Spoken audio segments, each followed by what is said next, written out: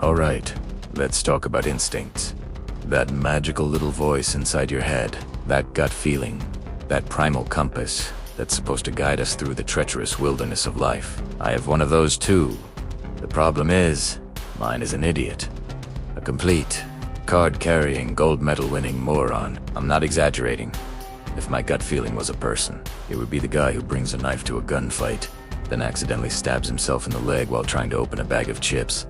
It all started small, you know, the usual stuff. My gut would tell me, hey, you don't need to write that down. I remember it. Spoiler alert, I never remembered it.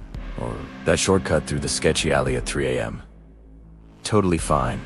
My gut promised it was a scenic route. Scenic if you find graffiti of questionable origin and the lingering smell of despair particularly charming. I've met some interesting characters. Sure, mostly rats the size of small dogs and people who ask for spare change with a little too much enthusiasm.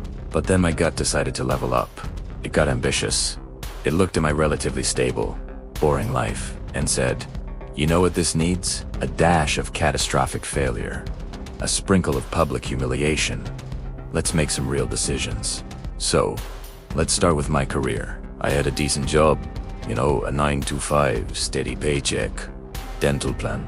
The kind of job your parents brag about to their friends. But my gut, my brilliant, insightful gut, started whispering sweet nothings in my ear. It said, this is soul crushing.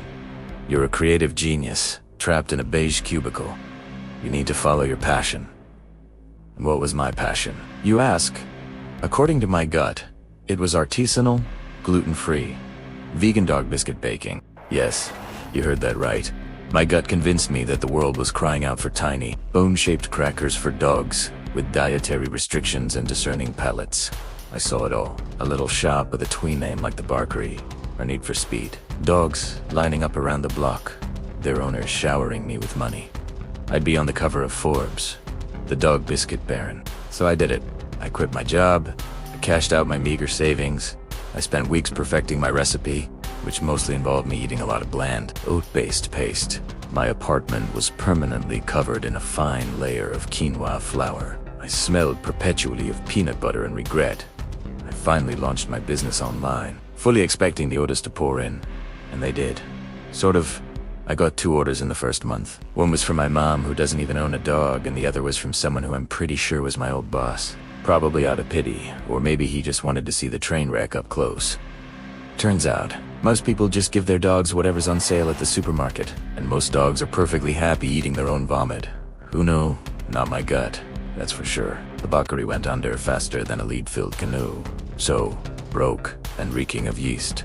I thought, okay, career advice from my gut is a no-go, but surely it must be good at relationships, right? It's all about vibes and chemistry, the gut's home turf. Wrong. So very, very wrong. I met this person at a party. My gut took one look at them and basically screamed, soulmates. It was like a lightning strike, a chorus of angels, a cinematic moment of pure certainty. This person was mysterious. They had a weird tattoo. They only spoke in vague, philosophical riddles, and my gut was all in. It told me, this is deep, this is complex, this is not like the boring, predictable people you usually date. So I ignored every single red flag. And there were so many red flags. It looked less like a person and more like a Soviet military parade. They borrowed money and never paid it back. Because currency is a social construct, man. They thought astrology wasn't just a bit of fun, but a hard science that dictated our every move. I once found them trying to charge their phone by plugging it into a potato because they saw it on the internet. My friends tried to warn me. They'd say things like, hey, didn't they tell you their spirit animal is a damp sponge? Or, are you sure you want to date someone who lists their job as vibe curator? But my gut was resolute. It kept solving they just misunderstand them. You see their true potential. This is a fixer-upper. A beautiful, chaotic project. Well, the project ended when I came home to find all my left shoes missing. Just the left ones. And a note that said, I have to return to my home planet. Your footwear will serve as a tribute to our glorious overlord. Be free. I never saw them again, and I spent the next 6 months hopping everywhere. My gut's comment on the situation. Well, at least you have a story to tell. Thanks. You absolute buffoon. I'd rather have a pair of matching sneakers. You'd think I'd have learned my lesson by now.